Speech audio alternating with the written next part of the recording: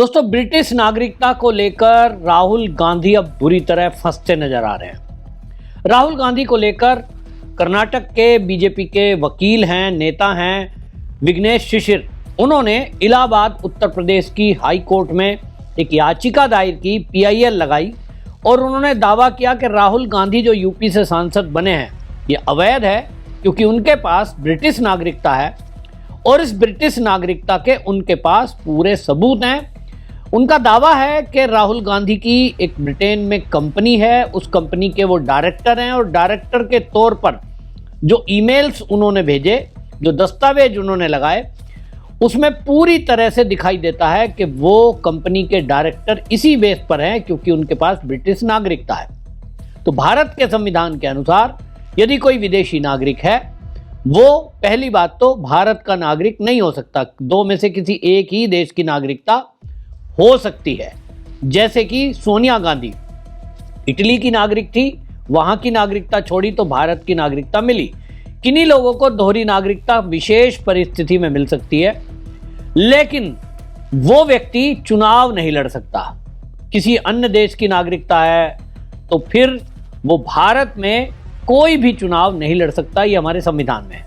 राहुल गांधी सांसद है, नेता प्रतिपक्ष है और इस मामले में उन्होंने जो कोर्ट में दावा किया, तो कोर्ट ने बाकायदा इस मामले में केंद्र सरकार और उत्तर प्रदेश की भी पुलिस को यानी DGP को नोटिस दिया कि इस मामले में जांच की जाए, क्योंकि राहुल गांधी उत्तर प्रदेश से सांसद हैं और वहां जो सरकारी दस्तावेज है चुनाव आयोग के, वो उनके बरेली में DM कार्यालय में दर्ज है और इसलिए जरूरी बनता है कि यह पता लगाया जाए कि वाकई में क्या हकीकत है। तो एक नोटिस उत्तर प्रदेश पुलिस को गया है, तो उत्तर प्रदेश की पुलिस भी इस पर जांच कर रही है, कोर्ट में सबमिट करेगी। दूसरी तरफ कोर्ट ने जो केंद्र को नोटिस जारी किया, केंद्र ने इस मामले को, क्योंकि मामला कंपनी से जुड़ा है, मामला एक कंपनी के डायरेक्टर का है और दावा डायरेक्टर पोस्ट को लेकर किया जा रहा है कि वो कंपनी विदेश की है और उसमें वो डायरेक्टर हैं, तो मामला ये एक कंपनी को लेकर है। इसीलिए ये विदेशी मुद्रा प्रबंधन अधिनियम के तहत मामला दर्ज ED ने किया और फेमा की धारा 37 के तहत विघ्नेश शिशिर को इस मामले में नोटिस दिया कि आपने जो कोर्ट में एफिडेविट दिया है और ये कहा है कि राहुल गांधी की ब्रिटिश नागरिकता के मेरे पास सबूत हैं, तो आपके पास क्या सबूत हैं, आप ED के दफ्तर में लाके जमा करिए। 9 तारीख लगाई गई थी और 9 तारीख को विघ्नेश शिशिर पहुंचे, तो ED दफ्तर में जाने के पहले उन्होंने बाकायदा ये मीडिया को कहा कि मेरे पास जो सबूत हैं मैं उनको ED को सौंपने जा रहा हूं और मेरे पास ऐसे ईमेल्स, ब्रिटिश सरकार के दस्तावेज और जो बाकी चीजें हैं, मेरे पास ये सबूत हैं जो मैं अब ED को देने जा रहा हूं। ED उसकी जांच करेगी और ED अब ये भी जांच करेगी क्या राहुल गांधी की कोई विदेश में कंपनी है, और अगर कंपनी है तो क्या उससे भारत में कोई लेन देन, कोई व्यापार हुआ है, कोई पैसे का आयात निर्यात हुआ है, यानी ट्रांजैक्शन हुई है। यदि ऐसा होता है तो राहुल गांधी को पहले तो पूछताछ के लिए बुलाया जाएगा और जैसा कि ED का काम करने का तरीका है, पूछताछ के पहले ED पूरा होमवर्क करती है। जितने भी केस आप देखेंगे, ED के काम करने का तरीका यह है कि उसके पास सबूत इकट्ठे वो करता है और क्योंकि राहुल गांधी नेता प्रतिपक्ष है, एक बड़ी पार्टी, सबसे देश की पुरानी पार्टी वो चलाते हैं और राहुल गांधी वो नेता है जो देश के अंदर फर्जी मुद्दों पर पिछले काफी समय से 2014 के बाद से कई देश के अंदर आंदोलन खड़े कर चुके हैं और हाल ही में उन्होंने वोट चोरी के मुद्दे के नाम पर वोट छोड़ गद्दी छोड़ ये नारा दिया है, यानी देश के प्रधानमंत्री और केंद्र की सरकार का तख्ता पलट करने का षड्यंत्र है, ऐसा कुछ लोगों का कहना है।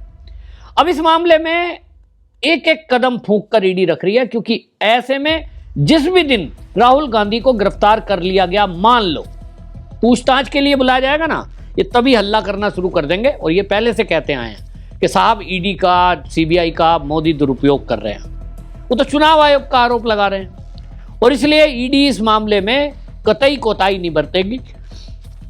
कोई लोग कह रहे हैं कि भैया अगर इतना बड़ा मामला है तो इसमें तो तुरंत जो है एक्शन होना चाहिए था, केंद्र सरकार को ही इस पर कार्रवाई कर देनी चाहिए। तो आपको मैं बता रहा हूँ, विघ्नेश शिशिर बीजेपी के कार्यकर्ता हैं कर्नाटक के, कोई ऐसा नहीं है कि उनके मन में आया कोई सपना उनको रात को दिखा, सुबह उठे और वो कोर्ट चले गए। पूरी योजना के तरीके से काम हो रहा है और योजनाबद्ध तरीके से काम हो रहा है, उसको धीरे धीरे कर रहे हैं। कोई जल्दी मोदी को नहीं है, क्योंकि मोदी जी समझ रहे हैं कि राहुल गांधी कितनी भी षड्यंत्र, कितनी भी साजिश, कुछ भी कर ले, आखिरकार देश की जनता समझदार है और देश की जनता समझती है कि देश के लिए काम कौन कर रहा है और देश के काम में बाधा कौन बन रहा है। और इसलिए राहुल गांधी जितने भी आंदोलन चला ले, ये उनके सिर पे उल्टे ही पड़ते हैं। याद करिए आप, सीएए का आंदोलन दिल्ली के रामलीला मैदान में सोनिया गांधी ने खुद कहा, मुसलमान संबोधित करते हुए मुसलमानों को, कि आप अपने हक की लड़ाई के लिए सड़कों पे जब तक नहीं उतरोगे ये सरकार पीछे नहीं जाएगी, आप अपनी हक की लड़ाई लड़िए, सड़कों पे उतरिए। और उसके बाद बवाल शुरू हो गया। क्या कहा इन्होंने? कहा भाई आपसे जो कागज मंगाए जा रहे हैं, आपके कागज देखे जाएंगे और उसके आधार पे आपको कह दिया जाएगा भारत के नागरिक नहीं है, आपकी नागरिकता छीन ली जाएगी, आपको सरकारी सारी जो सुविधा मिल रही है वो बंद हो जाएंगी। इस तरह का झूठ बोलकर प्रसारित किया गया। सोचिए कितना बड़ा षड्यंत्र था। हुआ क्या? कुछ जगह दंगे हुए और दंगे होने के बाद, कुछ जगह दंगे होने के बाद वो मामला शांत हुआ, हम सबने देखा। लेकिन बहुत करोड़ों रुपए का दिल्ली में ही नुकसान हो गया। गाड़ियों में आग लगा दी गई, आईबी अफसर मार दिया गया, कई पुलिस वालों को चोटें आई, कितना बड़ा बवाल हुआ। किसान आंदोलन देखो, इन्होंने किसान आंदोलन चलाया, झूठ बोला था कि किसानों की जमीन अडानी ले लेगा, ये बिल तो बहुत खराब हैं, आपकी जमीनें गिरवी कर रख दी जाएंगी। होना क्या था? किसानों के हित का था। यानी राहुल गांधी, कांग्रेस एक के बाद एक मुद्दा लाते हैं और उनका असली यह है कि जिससे कि वो केंद्र पे दबाव बनाए। केंद्र अगर किसी केस में गिरफ्तार करने की कोशिश भी करे तो वो सड़कों पे अपने कार्यकर्ताओं को उतार के कहेंगे, देखो जी हमने मोदी सरकार के खिलाफ आवाज उठाई इसलिए हमें जेल में डाल दिया। क्योंकि राहुल गांधी जानते हैं कि ये ब्रिटिश नागरिकता का मुद्दा तो अब उठा है, इसके पहले नेशनल हेराल्ड वाला मामला पहले से चल रहा है और नेशनल हेराल्ड में भी सुब्रमण्यम स्वामी का दावा है कि इनको जेल होनी है क्योंकि 5,000 करोड़ का घोटाले का मामला है।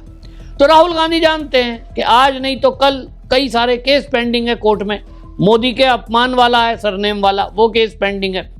तो राहुल गांधी जिस चाल से चल रहे हैं, जिस चाल से सोनिया गांधी चल रही है, मोदी इसको अच्छे से समझ रहे हैं और इसीलिए उनके समझ में आ रहा है कि धीरे धीरे चलने दीजिए और ऐसे अपनी एजेंसियां जांच करती रहेंगी, जनता के सामने ये एक्सपोज होते रहेंगे।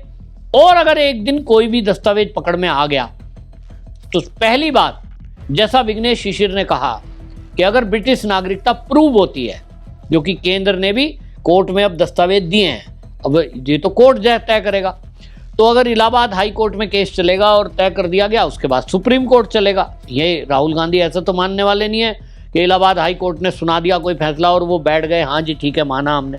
संविधान की कॉपी हाथ में लेके घूमते हैं, संविधान से कोई लेना देना नहीं है और इसलिए वो सुप्रीम कोर्ट जाएंगे। लेकिन आज नहीं तो कल सुप्रीम कोर्ट में भी फाइनल फैसला आएगा।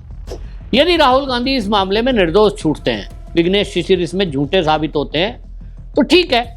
लेकिन सोचिए अगर ये सच निकला और ये प्रूव हुआ और सुप्रीम कोर्ट में प्रूव हुआ तो कितनी भयंकर बात है कि देश का विपक्ष का सबसे बड़ा नेता प्रतिपक्ष और इस देश की सबसे पुरानी राजनीतिक दल का नेता, वो अगर फ्रॉड कर रहा है, फर्जी दस्तावेज से सांसद बना है, तो सबसे पहले तो सांसद ही गई तो गई, लेकिन जो वोट चोरी और बाकी आंदोलन है, सब में देश की जनता इनका क्या हाल करेगी सोचिए। अब ये तो बाद में ही पता लगेगा, लेकिन बहरहाल जिस तरह से विघ्नेश शिशिर का दावा है, मुझे लगता है कि कुछ दम है। और ये इलाहाबाद हाई कोर्ट में फैसला सुनाते हुए जब ये रिट एप्लीकेशन PIL स्वीकार की थी, तो उस समय भी जज साहब ने टिप्पणी की थी कि सारे सबूत देखने के बाद लगता है कि केस में दम है और इसीलिए हम इसकी सुनवाई करेंगे, वरना याचिका रद्द भी हो जाती। तो मामला गंभीर दिखाई दे रहा है और इसीलिए मुझे लगता है कि राहुल गांधी को यह लग रहा है कि आज नहीं तो कल ब्रिटिश नागरिकता पर, नेशनल हेराल्ड मामले पर, मोदी सरनेम पर जेल जाना पड़ेगा। और इसलिए क्या करो, कोई ना कोई एक आंदोलन तैयार रखो, देश की जनता को मूर्ख बनाकर सड़कों पे उतारो, ताकि कल को जब वो गिरफ्तार किए जाएं तो वो जिस तरह से बांग्लादेश में अराजकता हुई, जिस तरह से श्रीलंका में अराजकता हुई और हाल ही में नेपाल में अराजकता हो रही है, ये सोचते हैं कि इसी तरह हम लोगों को सड़कों पे उतारेंगे, हिंदू मुस्लिम कराएंगे, SC ST OBC कराएंगे, लोगों को हिंदुओं को आपस में लड़ाएंगे और अपना उल्लू सीधा कर ले जाएंगे। लेकिन पूरे देश को समझना होगा, मेरे वीडियो का बनाने का मकसद यही है कि देश को समय रहते चेतावनी दी जाए, लेकिन देखना होगा इस किस्से पर क्या होता है। बहरहाल इस समय इतना ही। आप जरूर इसे वीडियो को शेयर कीजिए और अपनी राय भी रखिए। वंदे मातरम।